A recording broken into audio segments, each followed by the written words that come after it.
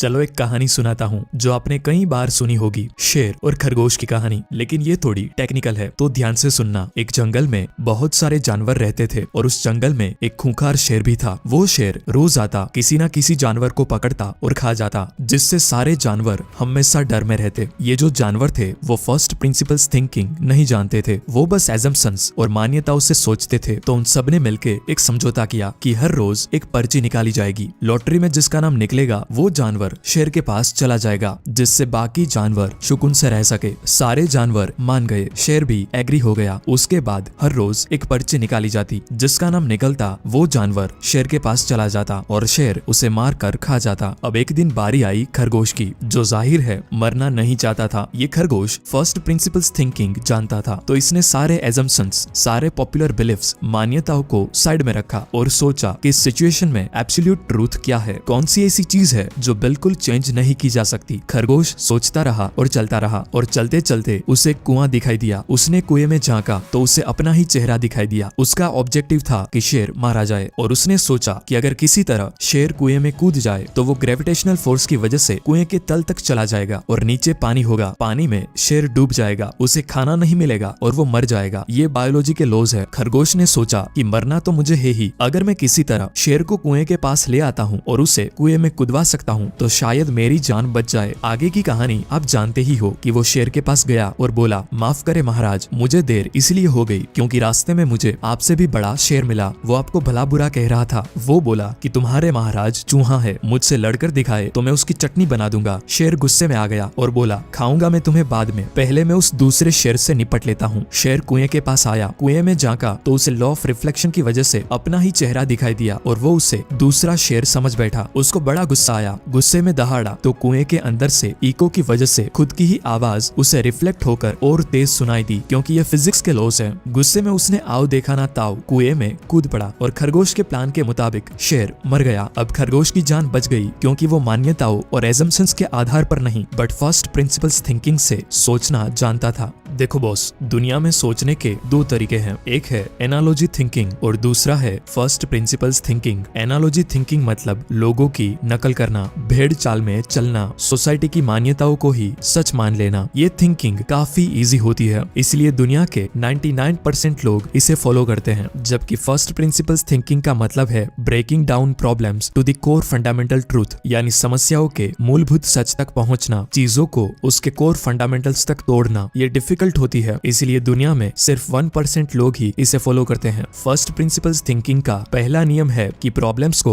Detail में define करना और बार बार वाई पूछकर उसके फंडामेंटल्स तक पहुंचना। वो 4-5 लेयर डीप हो सकता है, लेकिन आपको फंडामेंटल ट्रूथ जरूर मिलेगा। 2002 में इलोन मस्क मार्स पे पहला रॉकेट भेजना चाहते थे। सबसे बड़ा चैलेंज था कि रॉकेट खरीदने की कीमत बहुत ज्यादा थी, क्योंकि कोई भी कंपनी पूरा रॉकेट नहीं बनाती थी। वो रॉकेट कंपोनेंट्स दूसरी कंपनियों से खरीद के बस असेंबल करती और दूसरी कंपनी भी छोटे छोटे कंपोनेंट्स तीसरी कंपनी से खरीद के जोड़ दी और ऐसी एक लंबी चेन बनी हुई है। इस चेन में हर कंपनी अपना प्रॉफिट मार्जिन और ट्रांसपोर्टेशन कॉस्ट जोड़ती है और यही रीजन से रॉकेट की कीमत इतनी बढ़ जाती थी। इस प्रॉब्लम का सॉल्यूशन निकालते निकालते इलोन मस्क ने स्पेसएक्स कंपनी खड़ी कर दी और स्पेसएक्स आज अपने रॉकेट के 80 to 90% कंपोनेंट्स खुद ही इन हाउस प्रोड्यूस करती है। यही मेथड का यूज उन्होंने टेस्ला के दौरान भी किया। वो खुद कहते हैं कि जब वो टेस्ला बना रहे थे तब उन्होंने पाया कि बैटरी पैक्स काफी महंगे मिलते हैं, करीब $600 पर किलोवाट आवर, जिसकी वजह से इलेक्ट्रिक कार पॉपुलर नहीं हो पाती। लेकिन जब उन्होंने फर्स्ट प्रिंसिपल्स के नजरिए से इस प्रॉब्लम को देखा तब उनको एक सॉल्यूशन मिला कि एक बैटरी को बनाने में क्या क्या लगता है। वो सीधे जड़ तक चले गए। उन्होंने पाया कि ये लिथियम, कोबाल्ट, एल्यूमिनियम, निकल और पॉलीमर्स के कॉम्बिनेशन से बनती है। तो क्या हो अगर ये सारे मटेरियल्स लंदन मेटल एक्सचेंज से डायरेक्ट बल्क में खरीदे जाए और किसी तरह इस सामान को जोड़ने का कोई स्मार्ट तरीका ढूंढ लिया जाए, तब बैटरी इतनी सस्ती हो जाएगी कि कोई सोच भी नहीं सकता। किसी क्वेश्चन या प्रॉब्लम के फंडामेंटल ट्रूथ तक जाने को ही फर्स्ट प्रिंसिपल्स थिंकिंग कहते हैं। जैसे एक world wide best selling book लिखने के लिए क्या जरूरी है, तो उसे अगर आप कोर फंडामेंटल्स तक तोड़े तो ऑब्वियसली उसमें अच्छे चैप्टर्स होने चाहिए। बट अच्छे चैप्टर्स कैसे बनते हैं? ऑब्वियसली जब उसमें अच्छे पैराग्राफ्स लिखे हो। तो अच्छे पैराग्राफ्स कैसे लिखे? अच्छे सेंटेंसेस लिख के। पर अच्छे सेंटेंस कैसे बनते हैं? तो वो बनते हैं अच्छे वर्ड्स के कॉम्बिनेशन से। तो आपका फोकस होना चाहिए बेटर से बेटर वर्ड्स चूज करना और अल्टीमेटली आप बेस्ट बुक लिख पाएंगे। फर्स्ट प्रिंसिपल्स थिंकिंग कहती है कि आप सच से प्यार करें करे, ना कि सोच से। आपका काम सच की खोज करना है, ना कि ओपिनियंस के पल्लू में बंध जाना। फर्स्ट प्रिंसिपल्स थिंकिंग चलती है फंडामेंटल सच के ऊपर, ऐसा सच जो जगह, समय या माहौल के हिसाब से बदलता नहीं, जैसे ग्रेविटेशनल फोर्स। अब आप ग्रेविटेशनल फोर्स में विश्वास करे या ना करे, वो लगता ही है, चाहे आप आज पैदा हुए हो या 1960 में, आप दिल्ली में पैदा हुए हो या इंग्लैंड में, कहीं पर भी, किसी भी जगह, किसी भी समय, ग्रेविटेशनल फोर्स सच है तो वो सच ही रहता है और वो अप्लाई होता ही होता है, जबकि आपके ओपिनियंस माहौल के हिसाब से बदलते रहते हैं। फंडामेंटल सच आपके माहौल से इंडिपेंडेंट होता है और वो हमेशा सच ही रहता है। इलोन मस्क ने यही करने की कोशिश करी कि सारी मान्यताओं और एजम्पशंस को किनारे किया और ये सोचा कि इस सिचुएशन में फर्स्ट प्रिंसिपल्स क्या है, मूलभूत सच क्या है, ऐसा क्या है जो वायोलेट नहीं हो सकता। मुझे बैटरी चाहिए, वो वायोलेट नहीं हो सकता क्योंकि वो मेरा ऑब्जेक्टिव है। और दूसरा, लिथियम, कोबाल्ट, एल्यूमिनियम और पॉलीमर्स को सही तरीके से जोड़ने पर बैटरी बन जाती है। ये फिजिक्स और केमिस्ट्री के लॉज है, ये चेंज नहीं हो सकते। तो ये दो चीजें चेंज नहीं हो सकती कि मुझे बैटरी चाहिए और इन पदार्थों को जोड़ने से बैटरी बनती है। बाकी सब कुछ चेंज हो सकता है। जब भी आप किसी सिचुएशन में फर्स्ट प्रिंसिपल्स लगाते हैं तब कुछ चीजें वायोलेट नहीं हो सकती जो यूजुअली होते हैं आपके ऑब्जेक्टिव्स और नेचुरल साइंस के लॉज, फिजिक्स, केमिस्ट्री, बायोलॉजी के लॉज, बस ये वायोलेट नहीं हो सकते। बाकी सब टुकड़े आप अलग अलग तरीके से जोड़कर देखिए, आप ऐसे ऐसे सॉल्यूशन निकाल पाएंगे कि आप अपने फैन खुद बन जाएंगे। जो इंसान फंडामेंटल्स को समझता है वो आविष्कार कर सकता है। जैसे कोई मास्टर शेफ किचन के इंग्रेडिएंट्स के आपसी कॉम्बिनेशन से हजारों डिशेस बनाता है, वैसे ही म्यूजिक कंपोजर 7 सुरों का यूज करके लाखों रिदम्स बना सकता है। फर्स्ट प्रिंसिपल्स का मतलब है कि किसी भी चीज के बारे में जो पॉपुलर आइडियाज है, जो मान्यताएं है, उनको साइड में रखा जाए और बेसिक फंडामेंटल ट्रूथ पर आया जाए। अपनी स्किन को ग्लोइंग और स्मूथ बनाने की भीड़ की मान्यता ये है कि महंगे डिब्बे खरीदो और अपने फेस पे लपेट दो। अगर इस प्रॉब्लम को फर्स्ट प्रिंसिपल्स थिंकिंग से देखा जाए तो आपकी स्किन सेल्स से बनी हुई है। अगर इस सेल्स के स्ट्रक्चर को चेंज करना है तो आपके फूड इनटेक, डाइट को चेंज करना होगा। यहाँ फूड फंडामेंटल ट्रूथ है, जो भी आपके स्टमक में जाएगा उसी से ही आपके स्किन सेल्स बनेंगे और स्किन सेल्स से स्किन बनेगी। यही लॉजिक वेट कम करने पर भी अप्लाई होता है। वजन कम करने का फंडामेंटल ट्रूथ ये है कि वजन तब बढ़ता है जब कैलोरी इनटेक ज्यादा हो कंपेयर टू कैलोरी बर्नआउट। आप कैलोरी इनटेक को कम करके और कैलोरी बर्नआउट को ज्यादा करके वजन कम कर सकते हो। ध्यान दीजिए, अच्छा सोचने के लिए ये जरूरी है कि किसी भी विचारधारा की गुलामी ना की जाए, दिमाग को फ्री रखा जाए, सवाल उठाने के लिए, विचारों को जांचने परखने के लिए। देखो बॉस, सोच से नहीं बल्कि सोचने की कला से प्यार करे, सोच के चक्कर में ना पड़े, सच की खोज करे। रिवोल्यूशनरी आइडियाज जो दुनिया बदलते हैं वो एक दिन में नहीं आते, वो डेली आपको मिलने वाली छोटी छोटी इन्फॉर्मेशन से फॉर्म होते हैं। माना